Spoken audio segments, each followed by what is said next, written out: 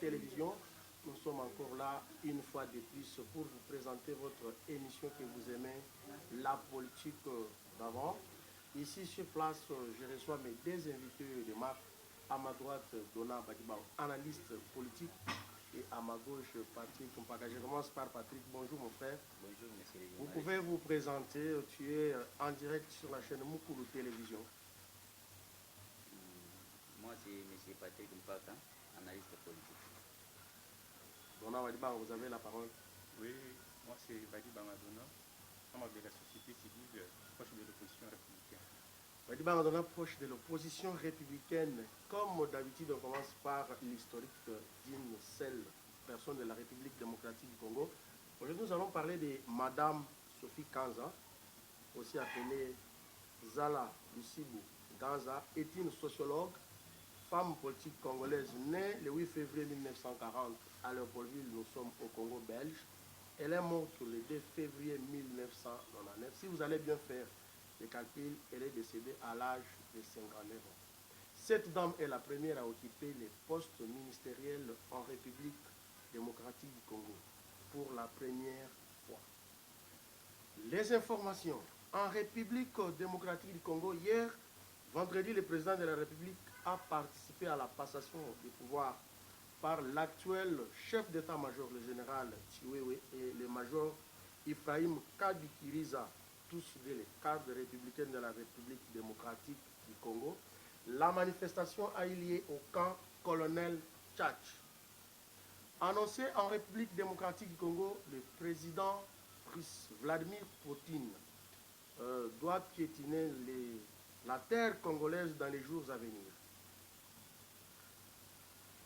Martin Fayoulou, interviewé par notre confrère de la radio VOA Afrique, il traite le déploiement des forces de la sous-région à l'est de la République démocratique du Congo comme une trahison. Là, il s'adresse au pouvoir en place. Une peine d'une année requise le jeudi passé, 10 octobre de ce mois, à l'épouse de Jean-Marc Kabound, poursuivi par la justice congolaise pour la dénonciation calomnieuse, imputation dommageable et injure publique à la face de notre vice-gouverneur Jekoko Moulumba, le vice-gouverneur de la ville-province de Kinshasa. Tous les députés membres de la plateforme politique, l'ensemble de Moïse Katumbi, demandent à leurs membres de démissionner au pouvoir central et aussi dans les gouvernements provinciaux. N'oubliez pas qu'à un moment donné, il y a un mauvais climat au sein de l'Union sacrée de la nation, la vision du président de la République. La stabilité économique en République démocratique du Congo, le bailleur de fonds félicite la RDC par l'entremise de notre ministre Nicolas Kazadi. Je dis bonjour en passant. Après plus de 3 ans d'absence au pays, l'ancien directeur de l'ANER a été auditionné au parquet de Kinshasa-Gombe. Il s'agit bien sûr de Kalev Mouton. Un policier tue à bas réel, nous sommes à Mumbele, un jeune garçon à l'âge de 18 ans a rendu l'âme. Il s'agit de Omar Eyuka. C'était ça l'esprit de l'émission. Nous allons parler principalement de la situation sécuritaire à l'est de la République démocratique du Congo. Vous avez suivi le discours du président de la République à l'Assemblée générale des Nations Unies. Il a pointé du doigt à sa présence, je parle de Paul Kagame qui était là et toute sa bande. Il a dit que c'est Paul Kagame qui est derrière le M23. Votre analyse, Patrick Mpaka. Merci beaucoup, messieurs les journalistes, monsieur Floribert Kabengé. Par rapport à ce qui se passe à l'est de la République démocratique du Congo, les conflits qui surgissent dans cette partie, c'est comme quand on a des belles filles à la maison. Il faut savoir qu'il y aura toujours beaucoup de garçons qui vont fréquenter la maison ou la parcelle de temps en temps. La RDC étant riche en minerais dans cette partie, dans cette contrée, l'est du pays, il y a beaucoup de groupes armés qui sont financés par les pays voisins ou de l'Occidentaux, d'autres pays, pour exploiter les minéraux. Mais avec la politique de Félix Tshisekedi, il est en train de chercher tous les moyens possibles avec la diplomatie que j'appelle océan. Je vais l'expliquer ici, ce que signifie océan. Il est en train de chercher la solution parce que nous, en démocratie, quand il y a un problème, quand il y a divergence, soit un conflit, la première des choses, on procède par la négociation. Ok. Ce que nous appelons la diplomatie. Parce que c'est un moyen moins coûteux, une meilleure façon de trouver solution aux problèmes que nous avons. Parce que si on essaie de procéder par la guerre directement, nous connaissons la conséquence des guerres. Il y aura des pertes en vies humaines, des matériaux, ça demande d'ailleurs beaucoup. Et les budgets que la RDC a actuellement, soit depuis longtemps, nous connaissons combien nous avons comme budget. Maintenant, c'est 11 milliards. Oui, mais c'est insuffisant toujours selon la vision du pouvoir en place ou soit selon les besoins du peuple congolais. Nous ne pouvons pas avoir ces budgets-là. Normalement, on devrait être au-delà. Mais les peu que nous avons, avec la volonté du président, nous sommes en train de chercher un peu à trouver une solution, une paix durable, comme à l'époque de Mobutu, la façon de vivre que nous souhaitons de temps en temps. Ok, merci Patrick, vous avez suivi Dona Badibanga, la situation sécuritaire en République démocratique du Congo. Vous qui êtes de l'opposition républicaine. Merci beaucoup pour la parole, M. Floribert Kabini. Moi, je suis de la société civile proche de l'opposition républicaine. Ok. La situation à l'est, la situation sécuritaire à l'est de la RDC reste vraiment préoccupante. Pourquoi? Bunagana est occupé jusqu'alors et on ne voit pas une solution adéquate qu'on peut espérer qu'un jour il y aura une paix durable à l'est de la RDC. Il y a eu une négociation qui a été dite au Kenya à pas passé. C'était juste pour résoudre ces problèmes-là. Mais à un moment donné, on a coupé cette discussion-là avec les différents groupes armés. Ceux qui occupent Bunagana, qui se disent congolais, bien sûr nous avons accepté qu'ils sont congolais. Mais pourquoi ils tuent leurs frères, leurs propres frères? Est-ce que vous pouvez vous dire que vous êtes congolais, mais vous tuez en même temps vos propres frères? Ça n'a pas de sens. Ça n'a pas de sens. C'est pourquoi d'après moi je dirais que bien sûr Félix est allé négocier avec son homologue kenyan afin qu'on lui donne les troupes qui peuvent venir intervenir à l'est de la RDC en se coalisant avec nos FARDC pour chasser les, comment dirais-je, les rebelles du M23. Mais arrivé sur le terrain, ce qui me donne même quelque chose d'inimaginable. Ils arrivent sur le terrain, ils disent nous ne sommes pas là pour combattre les rebelles du M23, nous sommes là pour créer une zone tampon. Ah bon? Alors, ils créent une zone tampon. Mais qu'est-ce qu'ils sont venus faire sur les territoires congolais? C'est-à-dire qu'ils sont en complicité avec les rebelles du M23. Parce que nous savions que lorsqu'ils seront ici, ils vont se coaliser avec nos FARDC et ils vont chasser les rebelles du M23. Mais arrivés sur le terrain, ce qu'ils font, c'est autre chose avec ce qu'on a entendu dire. Alors c'est regrettable pour notre pays. Bien sûr, les rebelles du M23, ils cherchent le dialogue. Et Kamere fait aussi ce dialogue. Oui, j'allais arriver là, Vital Kamere parle d'un dialogue franc. Il parle d'un dialogue franc. Entre la République démocratique du Congo, le Rwanda et l'Ouganda. Et il a été déjà récupéré par les proches du président de la République. Il est traité de tous les mots. Vous pouvez aussi ajouter vos idées par rapport à ça. Bien sûr, Kamere, quand il est allé faire sa tournée à l'est de la RDC, Amani, et dénommé Amani, il a dit qu'il serait mieux de faire un dialogue franc avec l'Ouganda, le Rwanda, y compris les M23. Ce qui est regrettable que depuis longtemps, nous faisons toujours des dialogues. Pour quelle fin? Et est-ce que c'est juste que lorsque nous ferons ces dialogues avec ces deux pays, y compris les rebelles du M23, c'est à ce moment-là que nous allons trouver une paix durable? La question reste posée. Merci, monsieur Dona Badibanga. Pas plus tard qu'avant-hier, le président de la République a signé une ordonnance nommant quelques généraux. Pour aller plus loin, il a touché même les numéros 1 des forces, c'est-à-dire des phares des chefs d'état-major.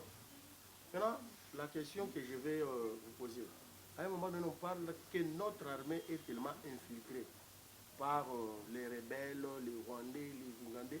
N'oubliez pas, à son arrivée au pouvoir, le Félix Tshisekedi a commencé d'abord à féliciter que nous avons une bonne armée, mais au stade actuel, les choses basculent de l'autre côté. Patrick Mpaka, selon vos analyses, est-ce que l'armée congolaise est infiltrée?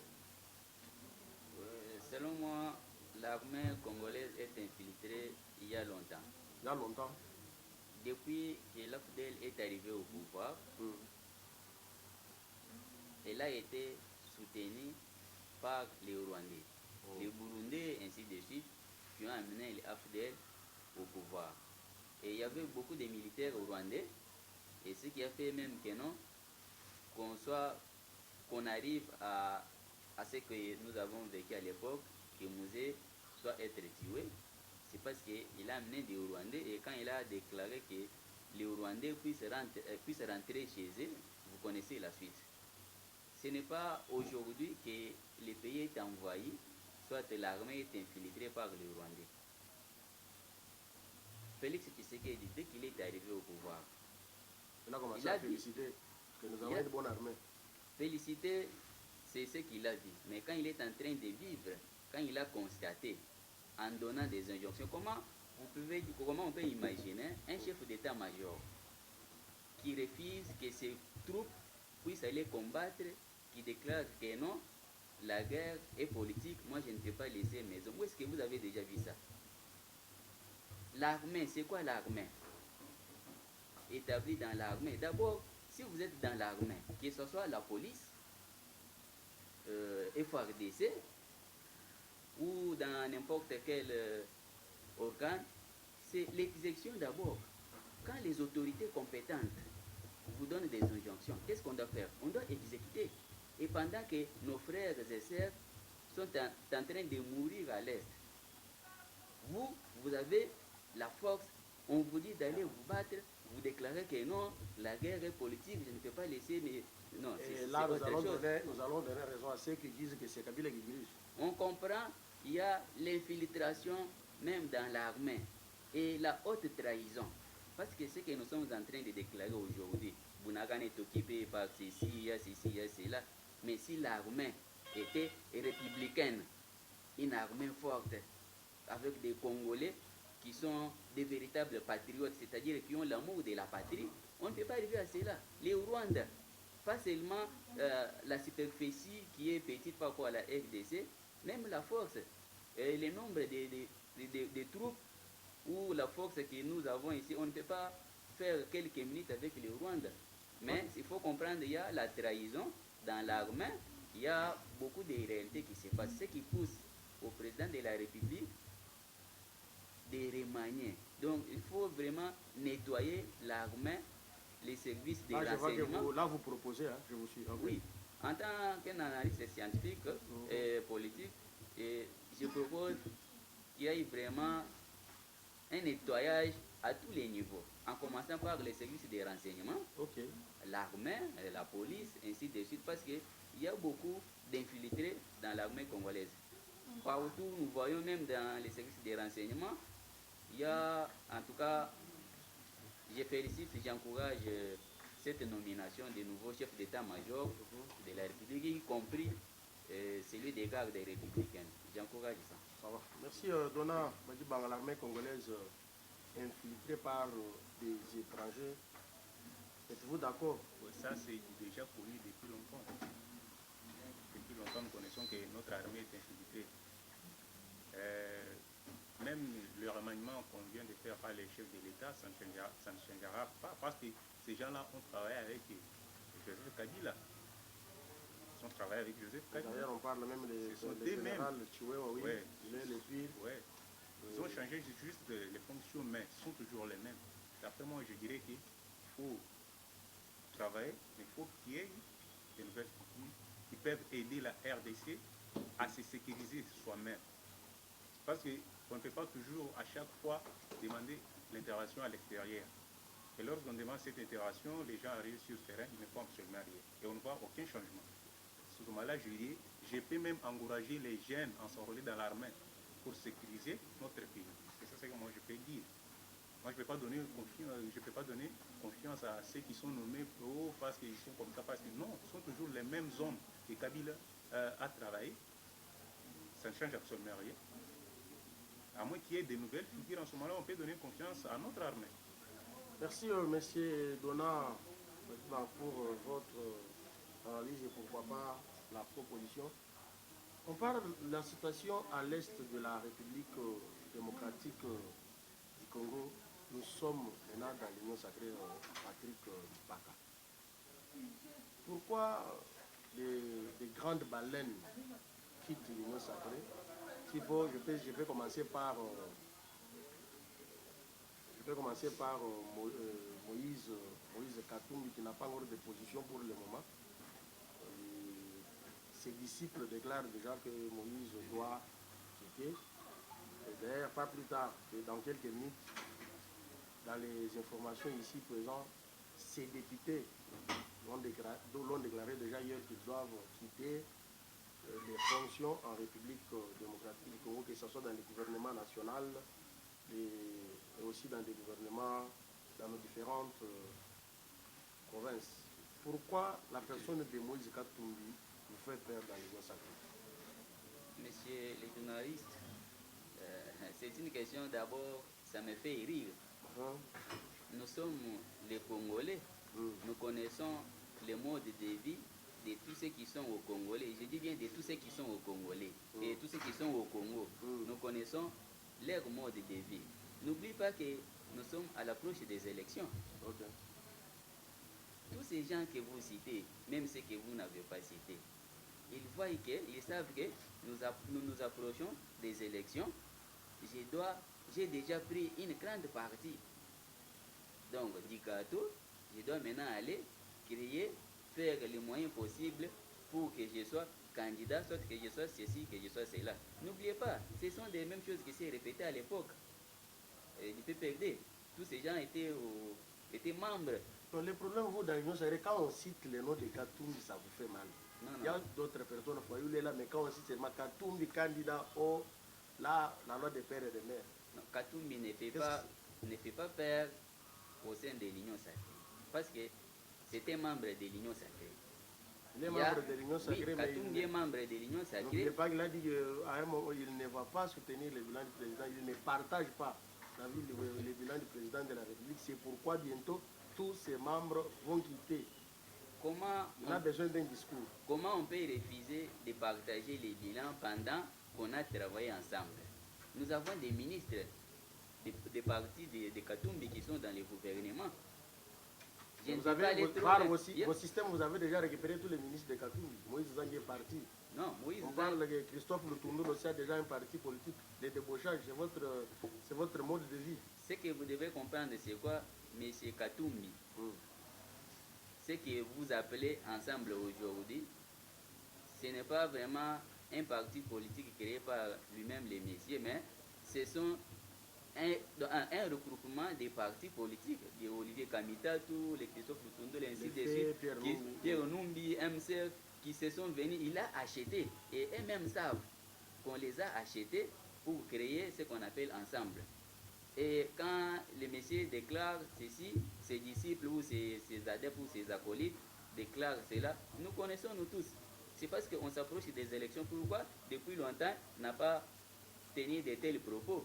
Pourquoi tous ces gens ne se sont pas prononcés, soit exprimés que non, nous ne sommes pas d'accord d'entrer dans l'Union sacrée? Ils étaient là. Moi, je suis... Pour vous compléter, si vous avez suivi Augustin Kabouya, il a déclaré officiellement que les gens de Katumbi doivent quitter l'Union sacrée par leur façon de juger. Ils ne sont pas dans la vision du président de la République. On dirige ensemble, mais on n'a pas la même vision. Ils doivent quitter. Si vous avez suivi Augustin Kabouya dernièrement, il s'est prononcé par rapport à ce sujet-là. C'est comme vous êtes sur la table en train de manger, vous avez pris tout le monde. Mais quand la nourriture arrive, donc, est presque à finir, il y a les enfants, certains enfants qui se disent que non, moi je suis l'enfant des locataires, papa m'appelle pour rentrer chez nous. Et puis, vous allez dire que non, ces enfants sont partis, et comment mes enfants sont allés manger, ils sont rentrés chez moi, c'est moi qui les a fait nourrir, qui les a nourris, ou bien c'est la personne qui les a accueillis. C'est-à-dire quoi? Nous sommes dans le gouvernement avec les Katumbi, le Vital Kamere, tout le monde que vous connaissez, parce que c'était un gouvernement d'union sacrée. Donc, le président de la République, Félix Tshisekedi, avec sa bonne foi et sa politique, a réuni tout le monde pour créer l'union sacrée. La Mais bonne foi. après, Non. oui. Là, pas avec la bonne foi. Le président n'avait pas la majorité. Pour débaucher les députés, c'est la raison pour laquelle il a créé cette vision-là que vous appelez union sacrée. Quelle bonne foi. Ce n'est pas donné à tout le monde de créer. Vous voulez débaucher les gens, n'oubliez pas que beaucoup de au stade actuel, vous avez des députés, nous avons des députés dans au niveau de l'Assemblée nationale, au PPRD de l'opposition. Il y a des députés sans parti politique, des députés libres, mais ils sont là. Ce n'est pas ce qui est dit dans la constitution de la RDC. Ce sont des personnes... Et tout a commencé quand le président de la République n'avait pas voulu nommer l'informateur. Parce que normalement, on nomme l'informateur, lui n'avait pas nommé. À un moment donné, les Kabound et les autres ont fait tout ce qu'ils pouvaient faire. Mais au stade actuel, c'est compliqué. Dans l'Union sacrée, il y a des diverses communications à tous les niveaux et aussi à tous les Messieurs les journalistes, ce n'est pas la première fois de connaître cela, soit d'attendre ce que nous sommes en train de vivre actuellement. Rappelez-vous des deuxièmes pénalty. Rappelez-vous des G7, des GCC, des Moupepasika, ainsi de suite. C'est le mode de vie des politiciens congolais. Quand ils voient que nous tendons vers les élections, je dois me faire voir, je dois quitter pour prendre tel, pour faire ceci, pour faire cela. Non, actuellement, dans l'union sacrée, nous avons quand même, nous constatons, il y a une volonté d'aider, soit de travailler pour les pays ici. Malgré il y a des groupes, soit quelques personnes qui se déclarent, moi je vais faire ceci, je vais cela. En tout cas, vous allez voir, c'est comme au sein de l'IDPS, si un leader part, les partis restent toujours en forme. Parce que ce qui fait l'IDPS, ce n'est pas les cadres, mais c'est la masse, c'est la base qui fait les partis. De même qu'ici au pays, ou au sein de l'Union sacrée, si tel se déclare ceci, se déclare cela, il peut partir, mais ça va toujours continuer à évoluer. Rappelez-vous à l'époque, rappelez-vous avec le PPRD, FCC à l'époque.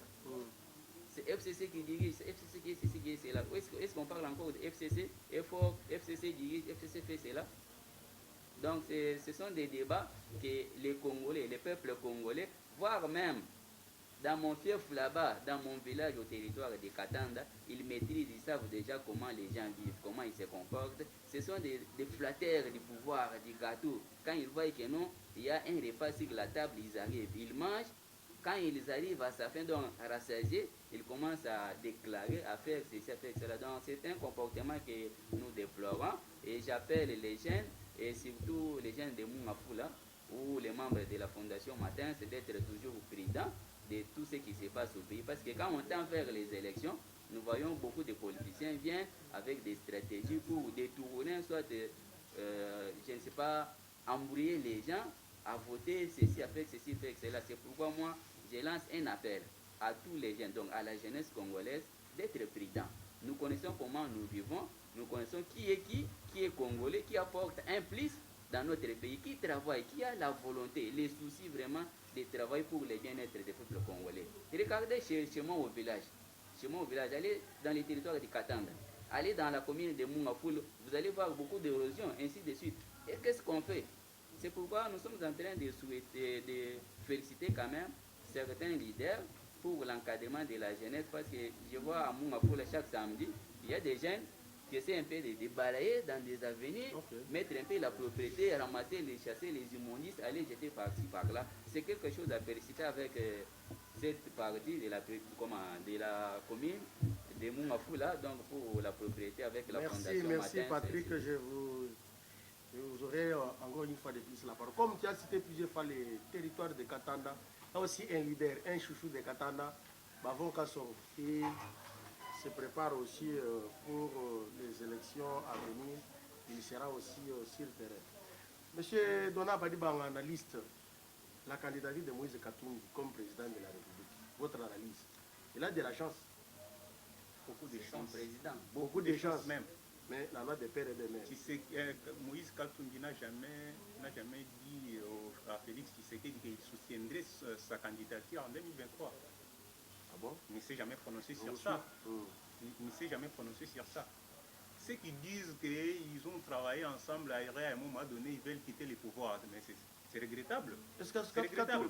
Tshisekedi lui-même n'était pas majoritaire au Parlement pour former le gouvernement, pour diriger le pays. Il dépasse avec 32 députés. Avec 32 députés, comment est-ce que vous pouvez diriger le pays avec 32 députés? C'était vraiment inconcevable. Oui. Lui-même a jugé bon de s'approcher de Moïse Katumbi. C'est lui-même qui est parti chercher Moïse Katumbi. Son frère. Aujourd'hui, il dit qu'il n'est plus son frère. Non, c'est un patriote. Auparavant, il disait qu'il était son frère. Mais aujourd'hui, il dit Moïse n'est plus mon frère. C'est un traître. Mais comment voilà, mais vous dites Moïse Katumbi à la tête de la République démocratique, il a dirigé la grande quoi, cette province-là du Haut-Katanga pendant plus de 10 ans. Mais il était déjà aux affaires. Quelles sont les réalisations de Katumbi? Je parle d'abord de la coalition. Ok. Il faut enchaîner. Tshisekedi n'était pas majoritaire. Il a flatté Moïse Katumbi afin qu'il vienne avec ses députés. Parce qu'il était président de la République. Pour qu'il vienne coaliser avec lui afin qu'on puisse diriger le pays. Moïse est venu, il a accepté, il a amené ses députés. Ils se sont coalisés pour diriger le pays. N'oubliez pas que Moïse n'avait pas de députés. Mais Moïse a la capacité toujours de postuler à l'ensemble pour le changement. Moïse, même depuis 2018. Ce n'était même pas une plateforme politique. J'ai dit ceci. C'est l'ensemble des plusieurs partis politiques. Ce sont les gens qui l'ont fait confiance. C'est pas lui, c'est pas lui. On a vu que ces messieurs a une vision. C'est ça que les gens disent, Patrick. Ces messieurs, les gens ont compris que Moïse Katumbi, c'est une personne qui a une vision claire. Ils sont venus vers lui avec leur parti politique. Et Moïse, avec la bonne foi, il a accepté de coaliser avec nous avons appris que l'argent circulait. L'argent, c'est à moins qu'il y ait des preuves. Il a acheté si vous avez des preuves,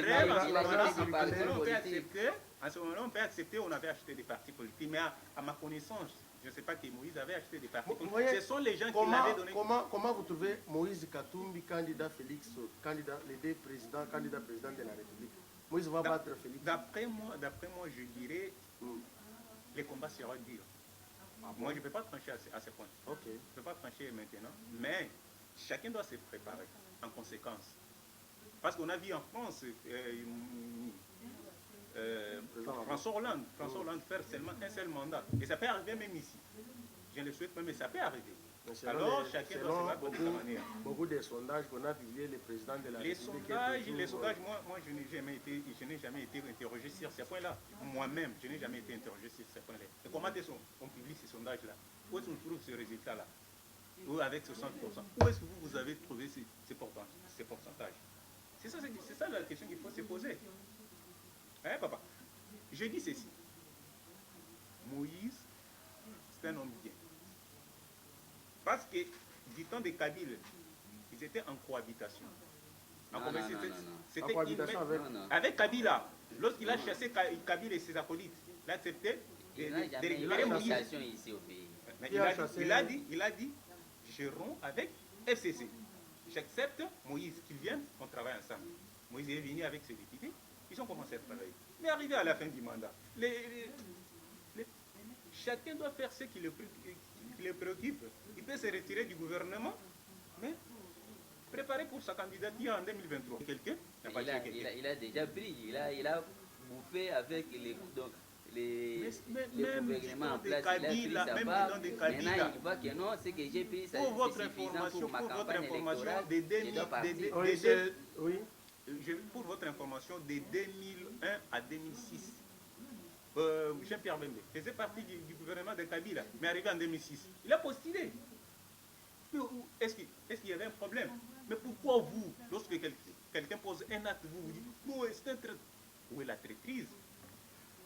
Merci, monsieur Dona Badiban. J'ai des questions de quelques téléspectateurs ici. Nous avons monsieur André, il est en Lubumbashi. Il pose la question à Patrick Mpata.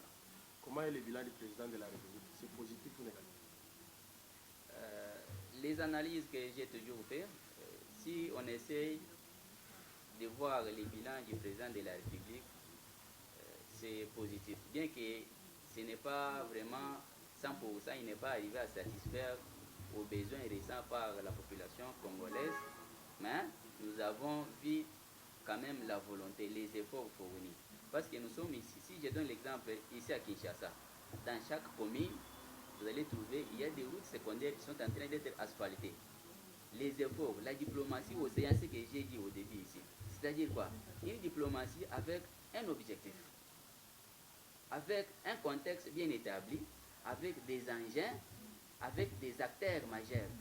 Et dans un climat là où vraiment avec la nature bien étudiée. Ce qu'il est en train de faire, c'est quelqu'un vraiment qui mérite un deuxième mandat.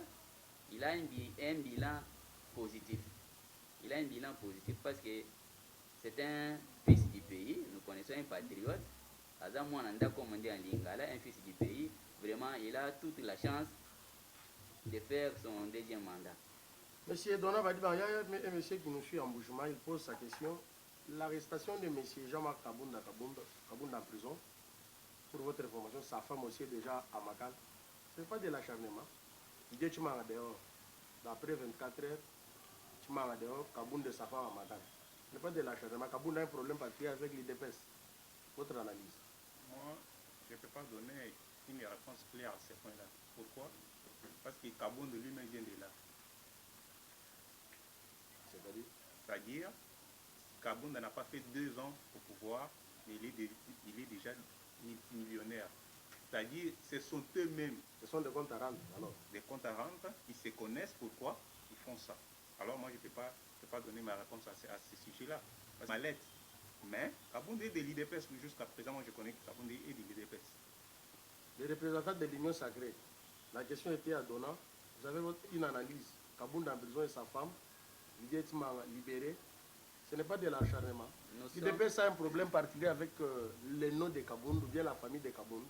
Nous sommes dans un régime où il y a la séparation des pouvoirs. Nous avons les pouvoirs judiciaires, les pouvoirs législatifs et les pouvoirs exécutifs. Quand il y a un problème qui concerne les pouvoirs judiciaires, laissons la justice s'occuper de ça. L'IDPS, les gouvernements qui s'écrivent ainsi de suite, cela ne les concerne pas. C'est à la justice de juger, de trouver solution. Parce que n'oublions pas, dans ces pays, il y a beaucoup de gens qui font un peu la confusion par rapport à ce que nous avons comme régime politique. Quand il y a un problème qui concerne la justice, nous avons des avocats, des magistrats, des juges, ainsi de suite. C'est eux qui sont obligés de nous donner une réponse, une solution à ce qui concerne ces problèmes. Maintenant, pourquoi Didier est dehors, Kabounda ainsi de suite en prison? En tout cas, moi, je laisse à la justice de faire son travail comme le président de la République a toujours l'habitude de le faire, ou comme chez moi au village, on a toujours laissé la justice faire son travail. Merci. Vous avez 1 minute 30 secondes pour conclure l'émission Dona Badiban. Les téléspectateurs de Moukou vous suivent. D'après moi, je dirais, pour le premier mandat du président de la République, Félix Antoine Tshisekedi Tshilombo, il a la bonne foi de travailler, mais son entourage, c'est-à-dire qu'il doit faire un effort. S'il n'arrivait pas à régler cette situation avant qu'il soit 2023, il risque de faire seulement un seul mandat. Alors, en 2023, chacun doit se battre pour gagner. Et si vous ne faites pas un effort, vous risquez de faire seulement un seul mandat. Et vous pouvez aussi saluer 3 personnes.